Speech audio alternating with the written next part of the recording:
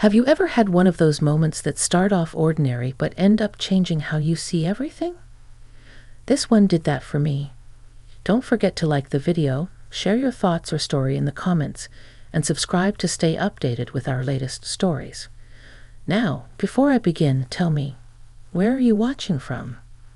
I'd love to know which cities and towns are joining me for this memory that stayed with me for years.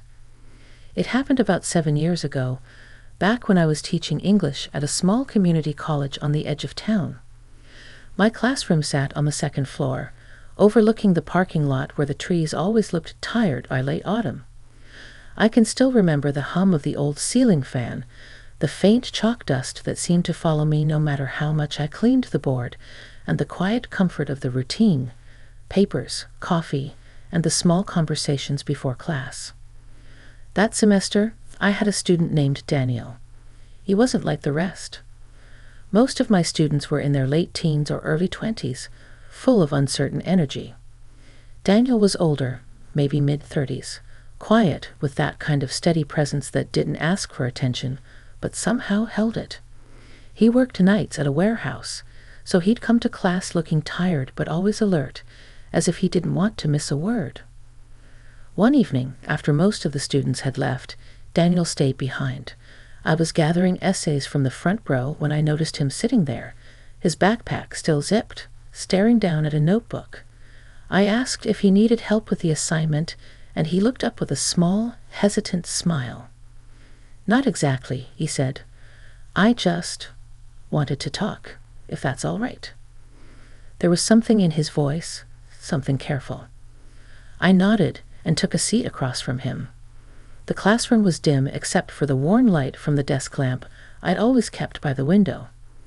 Outside, the parking lot lights flickered, and I could hear the faint sound of the wind pushing against the glass. Daniel began telling me about his writing, how he'd started journaling again after years of silence.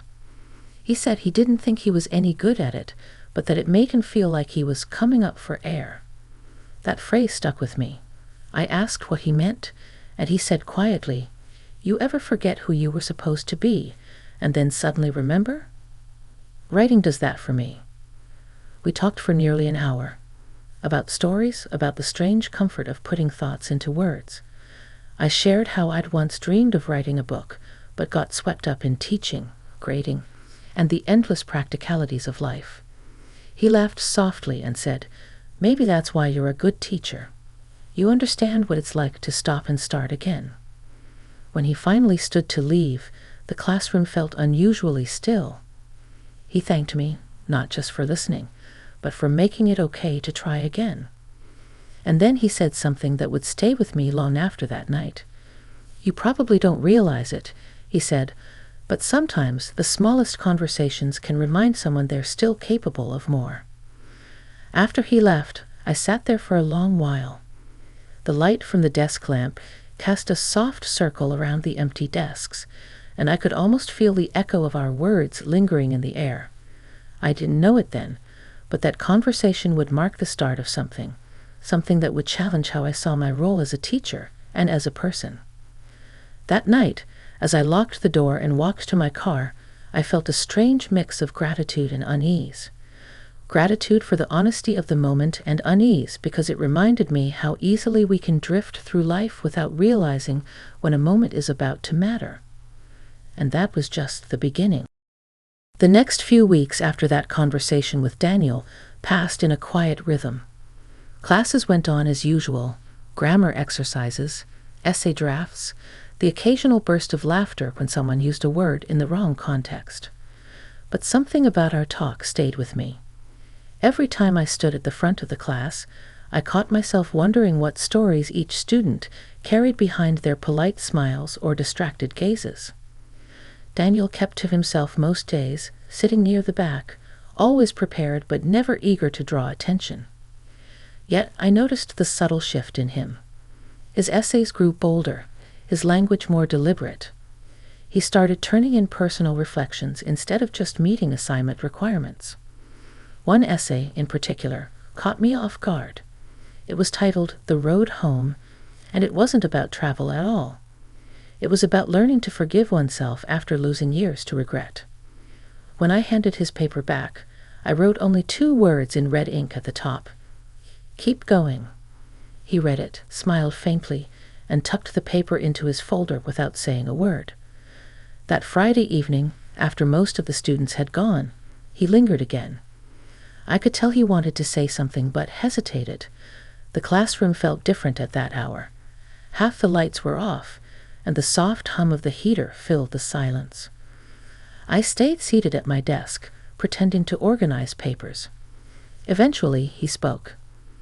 "Can I ask you something?" he said, his tone careful again. "Of course," I replied. He paused before continuing. "How do you know when you've done enough to change? I mean, when you've made peace with your past?" The question caught me off guard. I looked at him, really looked this time. There was a tiredness in his eyes, not from lack of sleep, but from carrying something heavy for too long. I told him the truth. I didn't know. That maybe it wasn't about knowing, but about trying. About waking up every morning and choosing to be a little better, even when no one notices. He nodded slowly, then said, "That's what I was afraid of, that it's not something that just happens." We both laughed quietly after that, the kind of laugh that comes when you admit something uncomfortable. Before he left, he told me about his son, a boy of 9 who lived with his ex-wife a few towns over. He said he was trying to rebuild that relationship, one call at a time. "It's strange," he said. "You can lift heavy boxes all night, but the hardest thing is picking up the phone and saying the right words." That sentence stayed with me long after he walked out the door.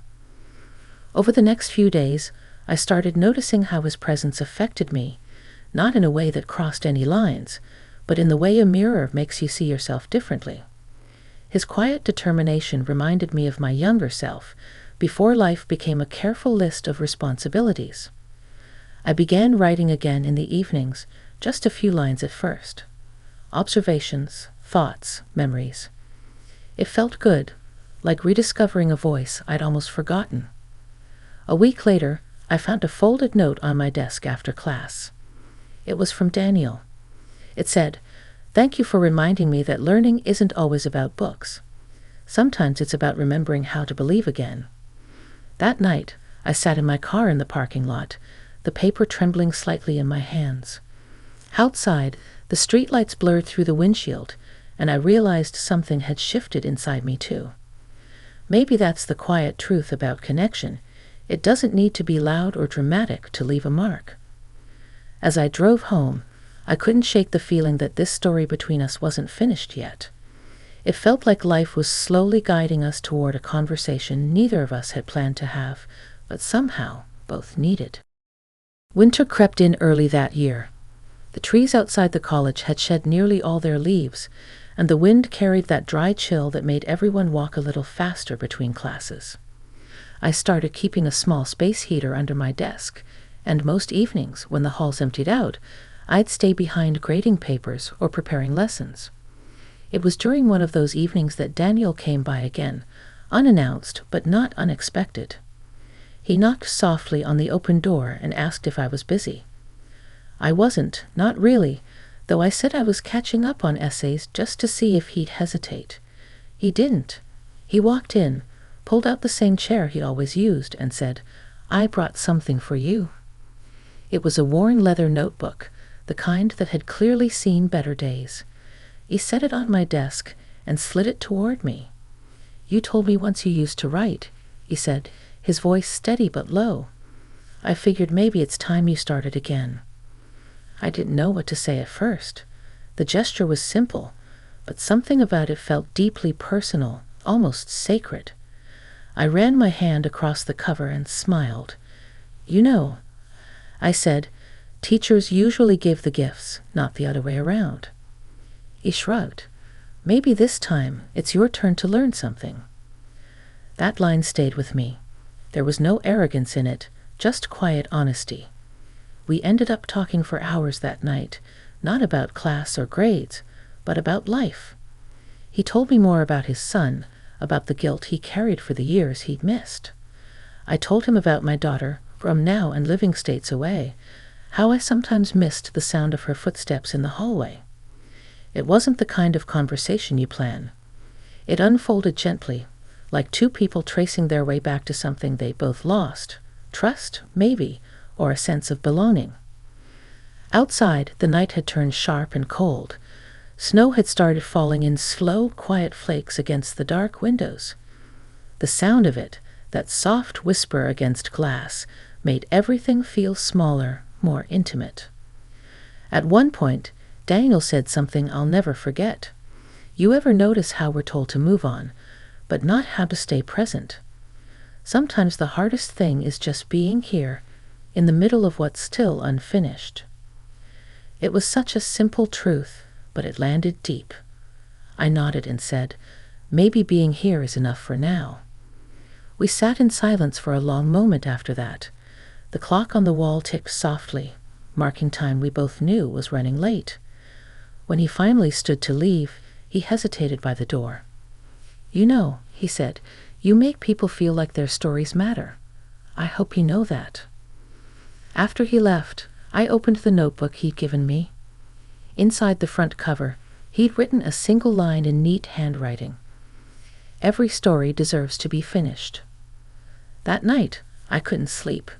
I sat at my kitchen table, the notebook open, the blank page staring back at me.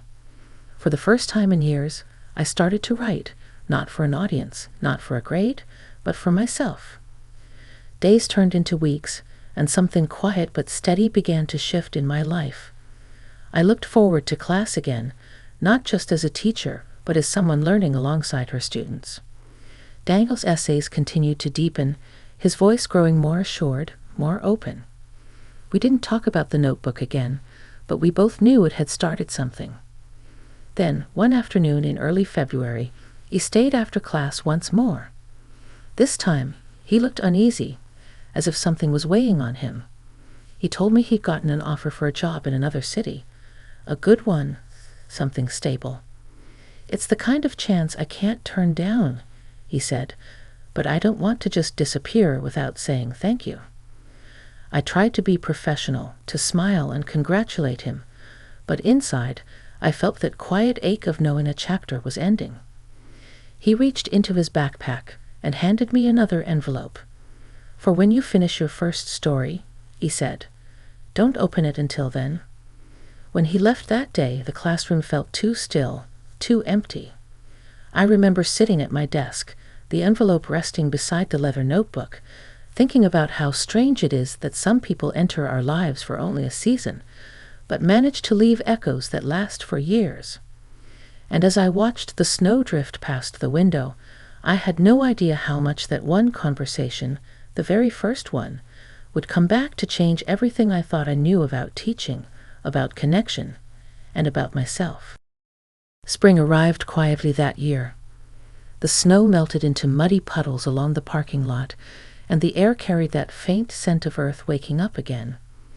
My classes continued, new faces filling the seats where old ones had been, but every time I looked toward the back row, I caught myself half expecting to see Daniel sitting there, notebook open, that faint half-smile on his face. He was gone, but not really. His presence lingered in the small ways, phrases I'd begun using in class, the renewed energy I felt when talking about writing, the leather notebook that now lived in my bag.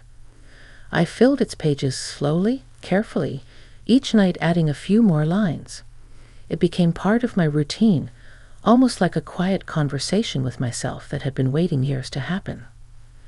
One rainy afternoon, about 2 months after he left, I was cleaning out my desk when I found the envelope he'd given me. I'd nearly forgotten it was there. The paper had softened around the edges from being handled so many times, but I'd kept my promise. I hadn't opened it yet. That night, I brewed a cup of tea, sat by the window where the rain tapped softly against the glass, and finally tore it open. Inside was a single piece of lined notebook paper, folded twice. The note read, "By the time you read this, you'll have written something again. Don't stop now. Stories have a way of keeping us honest." Thank you for reminding me that I could still change my ending. D. I sat there for a long time, staring at those words. There was no flourish, no signature beyond that single letter, but it was enough. Somehow, it felt like closure and beginning all at once. Over the next few weeks, I found myself telling my students more about writing from truth, about how every story, no matter how small, deserves to be told. I started noticing how their eyes lit up when they realized that writing wasn't about perfection, it was about connection. One day after class, a young woman came up to me. She hesitated, then said, "You make this class feel like more than writing. It feels like talking to someone who understands." Her words echoed Daniel's from months before, and I couldn't help but smile. That evening I stayed late again. The sky outside had turned gold and purple, the light catching on the edges of the window pane. I opened the notebook Daniel had given me, flipped past the filled pages, and began to write about him, not just about the conversations, but about how he reminded me that teaching isn't about answers, it's about presence, about being there when someone decides to take the next step forward. As I wrote, I realized something simple but powerful. Sometimes the lessons we give come back to teach us. Daniel had entered my classroom as a student, but he left as a reminder of everything I'd forgotten about purpose, courage, and human connection. I finished the story late that night. The last line came naturally. Every story changes two people, the one who tells it and the one who listens. When I set down my pen, I felt something I hadn't felt in years. Peace. The next morning, I mailed a copy of that story to a small community writing journal. I didn't expect them to publish it, but it felt right to send it out into the world. A few weeks later, to my surprise, they did. They printed it under the title "A Short Conversation with My Student That I'll Always Remember." When the issue arrived in the mail, I held it in my hands for a long moment before opening it. The paper smelled of fresh ink, and there was something deeply humbling about seeing those words in print. It wasn't fame or recognition, it was closure. I never heard from Daniel again.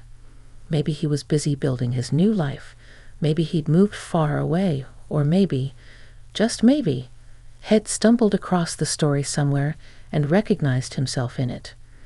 Either way, I like to think he'd smile and say, "Every story deserves to be finished." And so here I am, years later, telling you this memory, because it reminded me that our connections, however brief, have the power to stay with us long after they've ended. They shape us quietly, helping us grow into who we were always meant to be. So if you've ever had someone who changed your path, even in the smallest way, hold on to that memory. Sometimes it's not the grand gestures or the long relationships that define us, but the short, sincere conversations that remind us we're still capable of becoming more. And that was my story, the one I'll always remember.